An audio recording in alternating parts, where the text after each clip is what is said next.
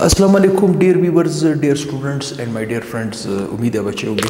इससे पहले एक्सरेज़ की मैंने प्रोडक्शन की कैसे एक्सरेज़ की डिस्कवरी वगैरह प्रोडक्शन कैसे हुई और उसके टाइप्स कितने टाइप्स के हैं। आज हम देखेंगे प्रॉपर्टीज़ की, इनकी खसूसियत क्या है। फिर आगे जाके हम दूसरा लेक्चर बनाएंगे कि इसके इस्तेमालात क्या के खसूसियत अगर हमें पता चल जाए तो इस्तेमालात ऑटोमेटिकली हमें पता चल जाएंगे। तो 10 पॉइंट है, ज़रूरी नहीं है आप एग्ज़ाम में 10 के 10 लिखो। इन 10 में से जो 5 पॉइंट आपके लिए आसान हो, दिलचस्प हो, आप उसे याद रखा करो और एग्ज़ाम में लिखा करो। एग्ज़ाम में अपने क्वेश्चंस को अटेम्प्ट करना है क्योंकि अलग अलग टाइप्स के आते हैं, मतलब production of x-rays, uses of x-rays, properties of x-rays, types of x-rays, अलग अलग पोर्शन से शॉर्ट क्वेश्चंस भी आते हैं, बड़े क्वेश्चंस भी आते हैं। बहरहाल टॉपिक क्या है, एक्सरेज है, प्रॉपर्टीज़ ऑफ एक्सरेज है। जैसे कि हमने देखा कि डब्ल्यू रोंटेजन नामी साइंटिस्ट ने डब्ल्यू, जिसे हम टंगस्टन एलिमेंट कहते हैं, जो 6 शेल का मालिक है, उससे उस एलिमेंट या उस एलिमेंट के एटम को हिट करवाया कैथोड से और इसने एक्सरेज की प्रोडक्शन की। एक्सरेज की जो अननोन प्रॉपर्टीज़ थी तो उन्हें क्या नाम दिया, एक्सरेज। अब उन्हीं प्रॉपर्टीज़ को हम एक एक करके डिस्कस करेंगे। पहला पॉइंट, जहाँ पे डेप्थ पॉइंट आएगा, मैं थोड़ा सा डिटेल में जाऊँगा, काइंडली वीडियो को पूरा देखा करें तभी जाकर आपको समझ आएगा। पहला, they are electromagnetic radiation. Electromagnetic radiation का मतलब है EMR, ठीक, इलेक्ट्रोमैग्नेटिक रेडिएशन। ये इलेक्ट्रोमैग्नेटिक रेडिएशन है, ऐसी रेडिएशन है इसके लिए मीडियम की जरूरत नहीं है कि खामखा मीडियम को, मीडियम के बगैर भी ये मूव कर सकते हैं, ठीक। And can not be deflected by electric और मैग्नेटिक फील्ड। ना ये इलेक्ट्रिक फील्ड नहीं, अगर इसके रास्ते में आप इलेक्ट्रिक फील्ड रख दो या मैग्नेटिक फील्ड रख दो, ये इलेक्ट्रिक फील्ड मैग्नेटिक फील्ड की तरफ डिफ्लेक्ट नहीं हो सकेंगी, जस्ट अपना डायरेक्ट मतलब उस तरफ डाइवर्ट नहीं हो सकेगी, डिफ्लेक्ट नहीं हो सकेगी, ठीक। They travel in a straight line, Sidhi line में मूव करेगी, सीधी लाइन में मूव करेगी। नंबर 2, दूसरा पॉइंट, मेरे ख्याल में इलेक्ट्रोमैग्नेटिक रेडिएशन आपको समझ आ गया होगा कि electric field, magnetic field and direction of propagation are mutually perpendicular to each other. जैसे मिसाल के तौर पर छोटा सा एग्जांपल मैं दे दूं, मिसाल ये एक्स एक्सिस है, ये आपके पास वाई एक्सिस है और ये है जेड एक्सिस। ये एक्स एक्सिस, ये वाई एक्सिस, ये जेड एक्सिस, ठीक ठीक।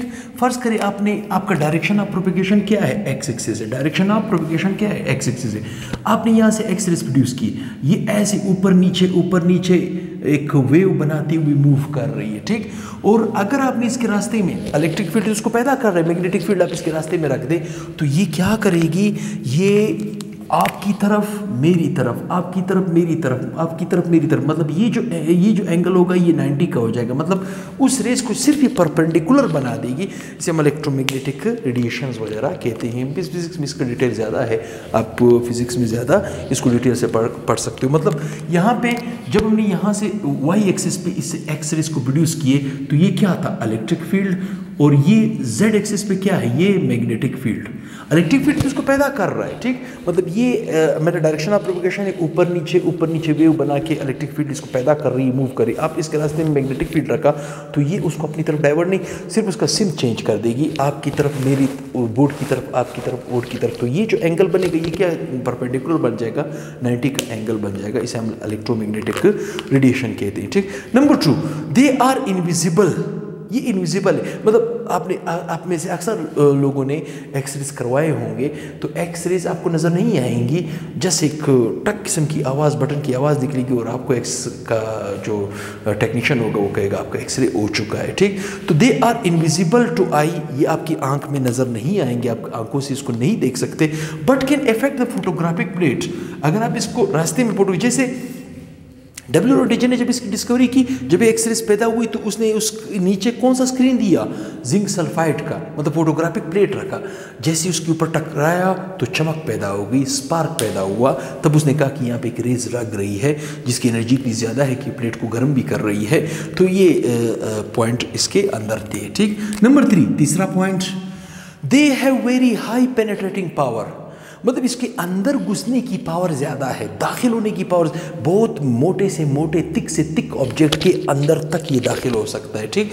They have very high penetrating power through matter, this is because the rays are used to study the interior of an object. जैसे मिसाल आपने एक्सरे करवाया होगा, मिसाल फर्ज कर खुदा ना खास्ता आपकी कोई हड्डी टूट जाए तो एक्सरे क्या करते हैं, आपके सॉफ्ट टिश्यू से गुजर जाता है, लेकिन हार्ड टिश्यू का मतलब क्या है, बोन से गुजर नहीं सकते तो पीछे स्केच बन जाता है, तस्वीर बन जाती है, उसी को तो एक्सरे कहते हैं। सॉफ्ट टिश्यू से गुजरे हार्ड टिश्यू। अभी देखिए आपकी हड्डी आपको नज़र नहीं आ रही क्योंकि उसके ऊपर गोश है, ठीक, तो गोश के अंदर आप जान के देखना चाहते हो तो आपको एक्सरेज की मदद दरकार होगी, पेनिट्रेशन पावर इसकी ज़्यादा है, ठीक। नंबर 4, चौथा point, they can damage the genes, ये जीन्स को डैमेज करता है, ठीक। Chromosomes and other cell component when they passing through the living tissues. आपको ये पता होगा कि क्रोमोसोम्स क्या है, थ्रेड लाइक स्ट्रक्चर जिसे हम प्रोटीन में कहते हैं। देखिए मिसाल के तौर पे ये एक सेल है, ठीक, ये उसका न्यूक्लियस है, ये मैं एटम नहीं बना रहा हूँ, ये सेल बना रहा हूँ, सेल, ठीक, सेल के अंदर ये क्या कहलाया जाता है, न्यूक्लियर मेम्ब्रेन। ये क्या कहलाया जाता है, न्यूक्लियर मेम्ब्रेन, ठीक, न्यूक्लियर मेम्ब्रेन। इस न्यूक्लियर मेम्ब्रेन के अंदर न्यूक्लियर मटेरियल होते हैं जो कि 2 किस्म के, न्यूक्लियर मटेरियल, क्या चीज, न्यूक्लियर मटेरियल जो कि 2 किस्म के होते हैं, ठीक, 2 किस्म के होते हैं। एक को हम क्रोमोसोम्स कहते हैं, दूसरे को हम न्यूक्लियोलस कहते हैं। एक को हम कहते हैं क्रोमोसोम्स, ठीक, और दूसरे को हम कहते हैं न्यूक्लियोलस। मतलब न्यूक्लियस के अंदर एक लेस, जैसे मिसाल ये न्यूक्लियस है, यहाँ पे छोटे छोटे इस तरह और छोटे छोटे इस तरह आपको इसके अंदर, सेल के अंदर न्यूक्लियोलस मिलेंगे, ठीक। और न्यूक्लियोलस के बीच में, न्यूक्लियोलस के आसपास इस तरह के थ्रेड लाइक स्ट्रक्चर मिलेंगे, इस तरह के थ्रेड लाइक, ठीक। इन थ्रेड लाइक स्ट्रक्चर को हम क्या कहते हैं, क्रोमोसोम्स। क्या कहते हैं, क्रोमोसोम्स।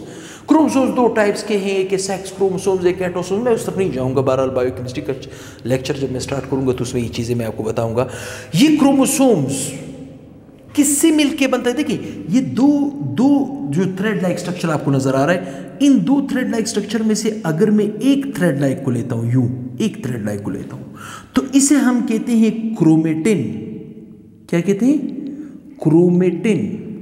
मेरी बात यहां तक आपको समझ आ रही है। एक क्रोमोसोम्स 2 क्रोमेटिन से मिलकर बनता है, थ्रो सेंट्रोमियर।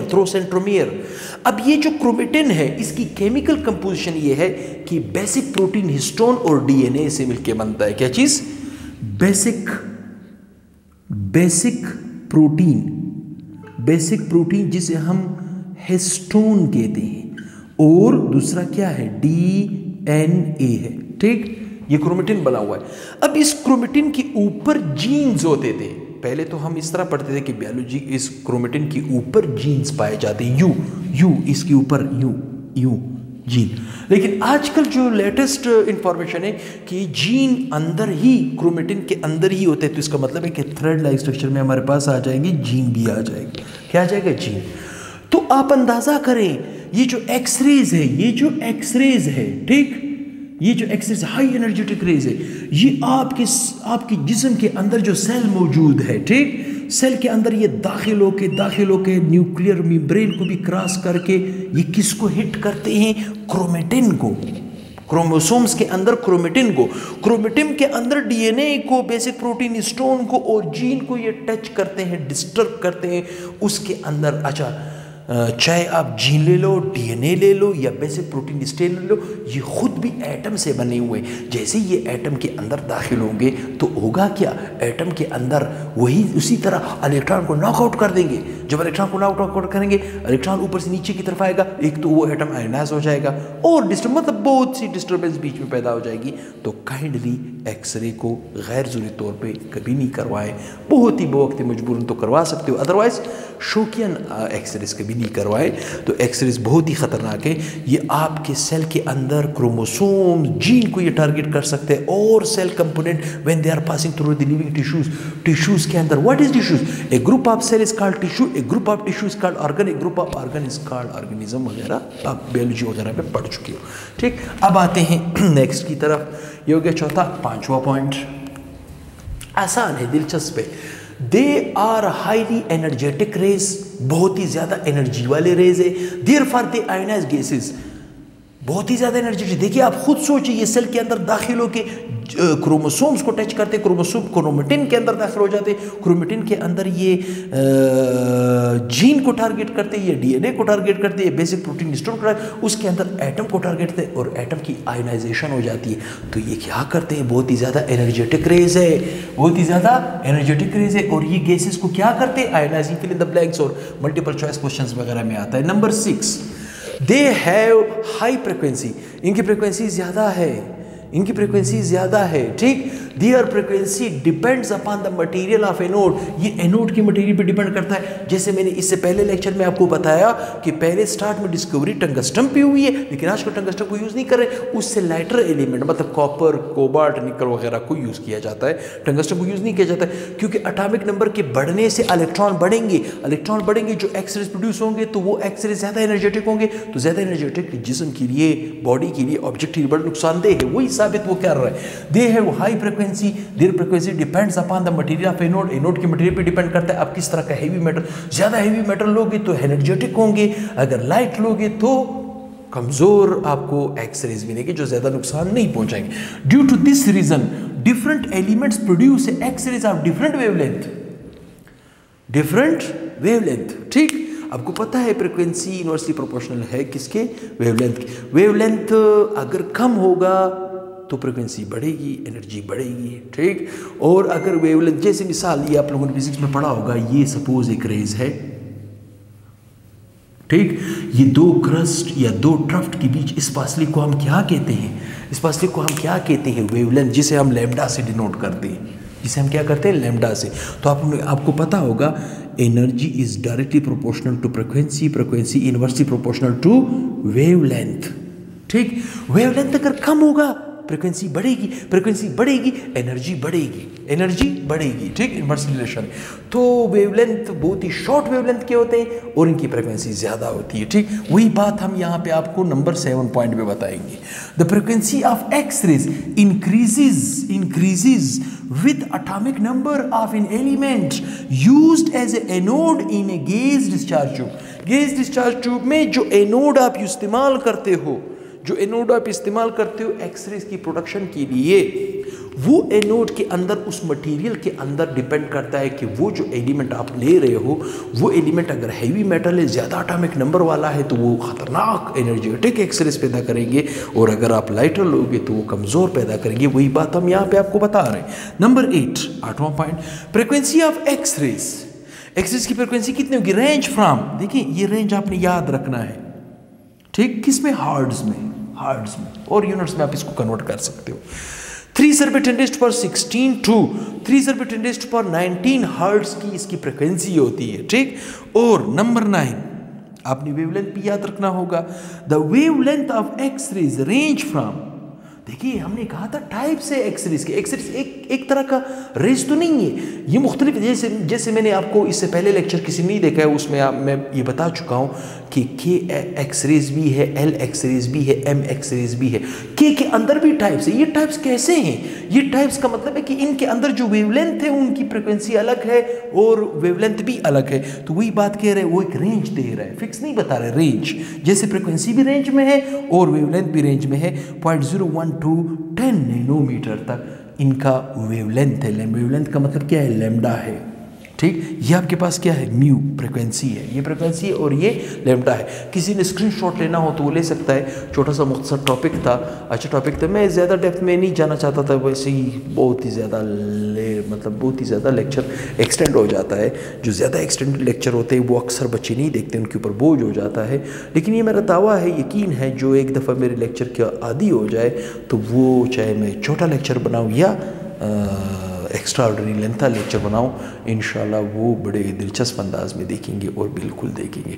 तो किसी ने स्क्रीनशॉट लेना हो तो वो ले सकता है और वो ले चुका होगा। तो काइंडली चैनल को ज़्यादा से ज़्यादा शेयर करें, ज़्यादा सब्सक्राइब करें। इंशाल्लाह हमारा चैनल बहुत ही अच्छे बुलंदियों पे जा रहा है, बहुत अच्छे अंदाज में आगे जा रहा है।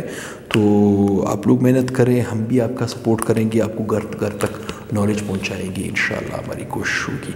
अल्लाह हाफिज़।